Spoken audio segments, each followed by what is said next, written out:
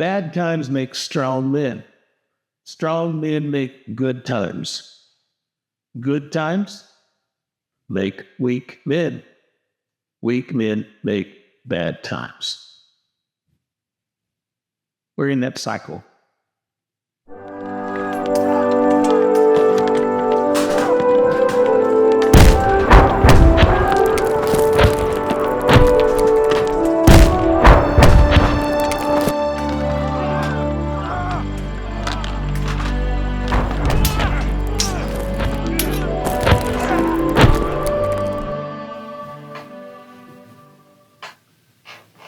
Oh, there you are. I don't know what time of day you're watching this, but I know some of you, by your comments, are watching this at 1 o'clock in the morning because you couldn't sleep. Yep, you're laying there, one eye open, one eye closed, and trying to be half asleep, half awake, and watch Mr. Jack's journey. Because the clickbait title makes you think you're going to we're going to have some gory story about, I found a dead man somewhere. Well, I did. So if you're one of those watching it, 1 o'clock in the morning, you will get some sleep. My channel is often known as the place to go to cure insomnia. Now, in the last episode, I asked for your help to find a dead man. You know, we all need help. And I'm going to show you a list of the comments, people that said that these suggestions might help me in my search.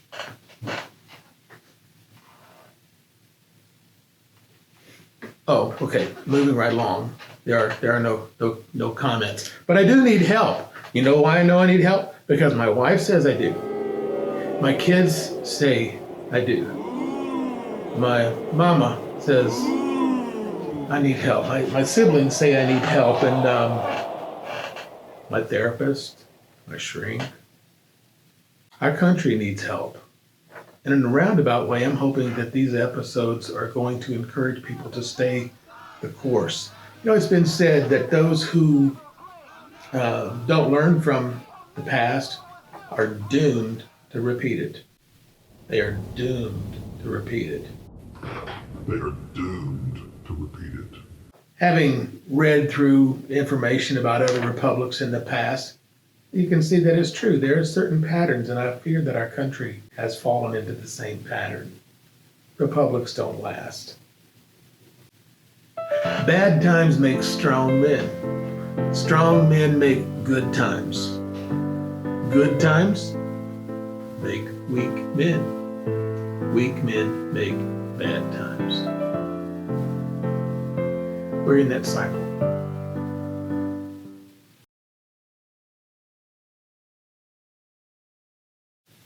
One of those strong men who came into power was a man named Napoleon Bonaparte. This episode is going to be about another Napoleon Bonaparte, a member of my family, Napoleon Bonaparte Trenner. Unless you're a member of my family, you don't know who he is. You've never heard of him. Some say that he died a traitor. Some say that he died a hero. He died in a terrible war, and all I know is he's my great-great-grandfather.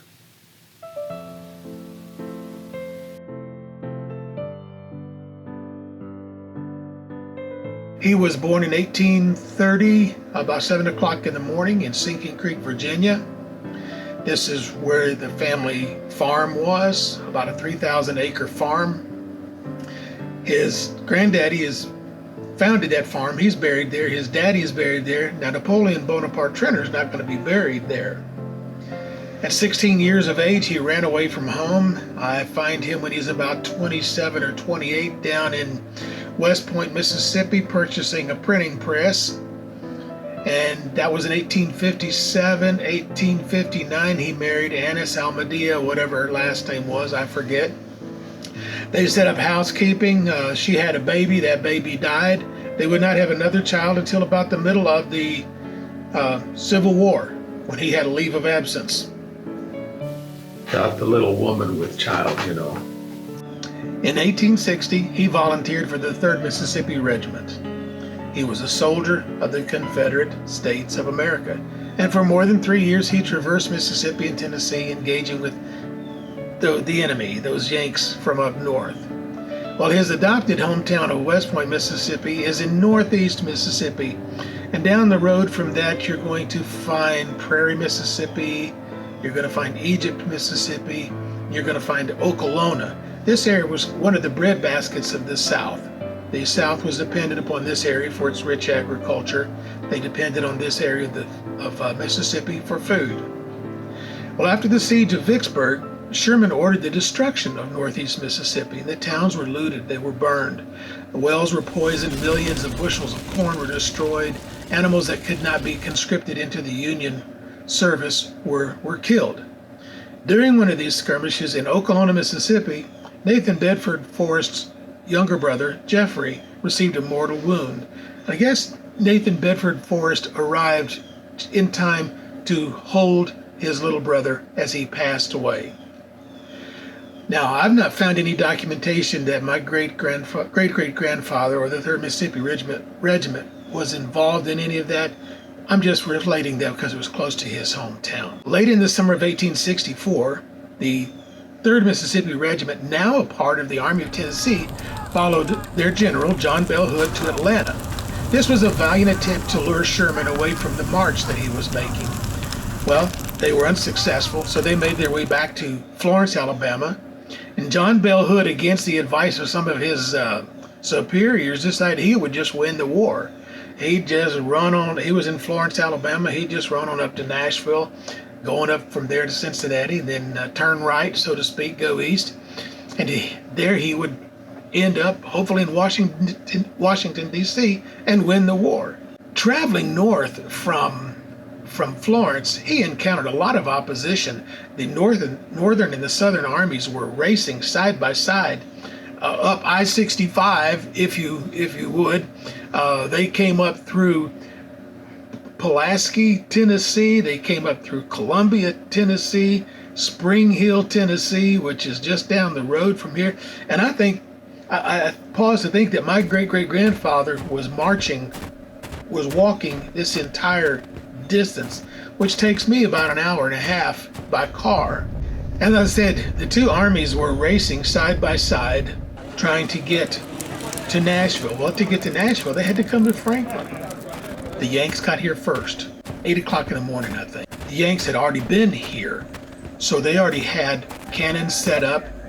I forget the name of the fort, but it's just up the road from here. They had cannons up there pointed down to pretty much where I'm sitting now. They also were closer to Franklin, town of Franklin, and they had put up their fortifications. They had their abatis, which is just tree trunks that they cut down, and they were pointed, so if the enemy ran toward them, the enemy would either get stuck by them or just have to crawl over it. And then the Union Army hunkered down all along Columbia Pike, which is, I'm looking at Columbia Pike right over here. So they had come over Winstead Hill first, about 8 o'clock in the morning, set up their fortifications. Later in the afternoon, we find out that the Confederate Army shows up. They're late to the party. John Bell Hood, the Confederate general, they didn't wake him up, and the Union Army just walked right past the Confederate forces. They got here first, came over Winstead Hill. By the time they get here, the Union Army is set up, and now we've got about 20 to 25,000 Union forces. We've got 20 to 25,000 Confederate forces, and they are just about a half a mile apart. Now, Union Army's all set up. The Confederates do that stupid thing that they do over in, back then they would just line up and let it just get shot. Well, the Confederate forces were lined up for about 2 miles wide, east to west. My great-great-grandfather's on the east end. He's got to cut up here by the Carnton Plantation, hit the Harpeth River, trudge up the little trail there, get to the railroad. He's got to cross the railroad. When he gets to the railroad, there at the Carter Cotton Gin, just on the other side of the railroad track, that's where 50,000 Americans were beating each other to death, shooting one another, bludgeoning each other with anything they could find. When the bullets ran out, they were just using the ends of their rifles. They're using farm implements. They're using rakes and hoes and shovels. They're using sticks. They're using their fists. This started out with about 50,000 total men, about 4:30 in the afternoon. By 9 p.m., 10,000 casualties lay in the fields and on the streets of Franklin, Tennessee. One of those casualties was my great-great-grandfather.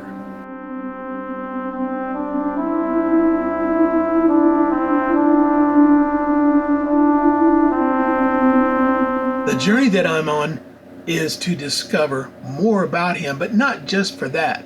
His was an insignificant life. He's one that no one's ever heard of. In future episodes, I'll cover the rest of his story, and then I will also go back about 100 years prior to this, the American Revolution, and try to discover why a 17-year-old boy would board a ship in Ireland, arrive in Baltimore in 1775 with 47 cents in his pocket, and find himself embroiled in the American Revolution. And I'll try to discover the part that he played. It's not so much what they did, it's why they did it. Why did they pay what they paid for freedom? Also in future episodes, we'll delve into more details for Napoleon Bonaparte Traynor and the legacy that he left. Thanks for joining me. I appreciate it. I'll let you get back to sleep. Those of you who woke up just to watch this thing, I'll let you get back to sleep. Thanks for watching. Listen, I need your help. I told you, everybody says I need help. I do need your help. I'm going to expand this channel. I've been saying it for years. I'm going to expand the channel to try to help and encourage people to remain true and faithful to our American ideals. So please tell someone about the channel. I really appreciate that. I also need your comments. The YouTube algorithms are looking for that. I need the likes. I need your subscriptions. I've got to get this thing up to at least 500 subscribers and then push on to 1,000. Because if I do that, I'll get to the point where YouTube might pay me a little bit to keep this show going and help me in some more trips to learn about America. Thank you so much again for stopping by. I appreciate it. Tell your mom and them I said hey, and I'll catch you on the next go around.